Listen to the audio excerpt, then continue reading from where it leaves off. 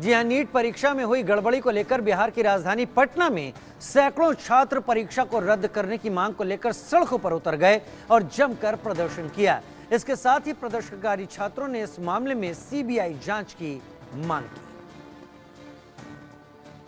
NEET परीक्षा में हुई धांधली के विरोध में पटना में पुतला दहन किया जा रहा है। आप देखें किस तरह से शिक्षा मंत्री का पुतला दहन किया गया है और यहाँ पे पहुंचे हैं छात्र, स्टूडेंट लीडर हैं जो पहुंचे हैं और उनका कहना है कि सरकार जो है जो पेपर लीक हुई है उसमें रद्द करे और अगर इस तरह रद्द नहीं किया जाता है तो उसके खिलाफ जो है छात्र आंदोलन जो है उग्र होगा। हमारे साथ सौरभ है। सौरभ, क्या मामला है, क्या लेके आप कुछ कर रहे हैं? मामला जो है वो नीट पेपर को लेकर है।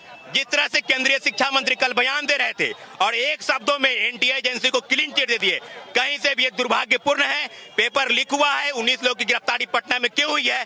आर्थिक अपराध इकाई का रिपोर्ट देख लीजिए, पटना पुलिस प्रशासन का रिपोर्ट देख लीजिए, और खुद आरोपी का इकरारनामा कि हाँ पेपर लीक हुआ है हम लोग के पास पहुंचाया गया था। निश्चित रूप से हम लोग चाहते हैं कि प्रधानमंत्री जी हस्तक्षेप करें और नीट मामले पर जो भी सुनवाई हो सीबीआई इंक्वायरी की मांग हम करते हैं। निश्चित रूप से पेपर लीक हुआ है। 19 लोगों की गिरफ्तारी पटना में हुई है। इसके अलावा गुजरात में लोग पेपर लीक हुआ है, राजस्थान में पेपर लीक हुआ है, सब जगह पेपर लीक हुआ है।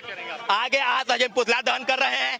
कल से हम लोग जो भी आंदोलन होगा लोकतांत्रिक तरीके से उसकी तेज करेंगे शुरुआत और निश्चित रूप से पेपर लीक हुआ है, पेपर रद्द कीजिए, सीबीआई इंक्वायरी की मांग करते हैं।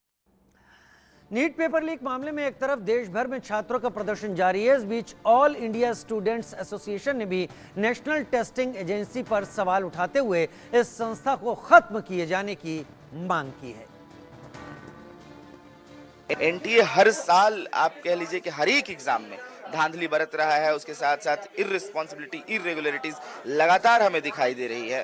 तो हम बार बार यही मांग कर रहे हैं कि जो ये बीच का एक संस्था है एनटीए, इसको निरस्त किया जाए, इसको खत्म किया जाए। और जिस तरह से एग्जाम पैटर्न होते थे, एग्जाम सिस्टम चलता था कि यूनिवर्सिटीज को ऑटोनॉमी होती थी अपना एग्जाम करवाने के लिए, बैचलर्स का एग्जाम, अंडरग्रेड का एग्जाम, उसके साथ साथ पीएचडी का एग्जाम वो हो। और जहां तक नीट का सवाल है या जेईई मेंस का सवाल है, उनकी भी जो जिस तरह के एग्जाम होते थे पहले उसी तरह से हो।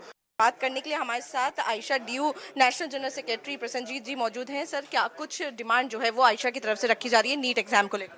देखिए, नीट एग्ज़ाम में पूरे देश भर में हमने देखा कि किस तरह से नीट एग्ज़ाम के करप्शन के खिलाफ आज पूरे छात्र समुदाय सड़क पे उतरा हुआ है।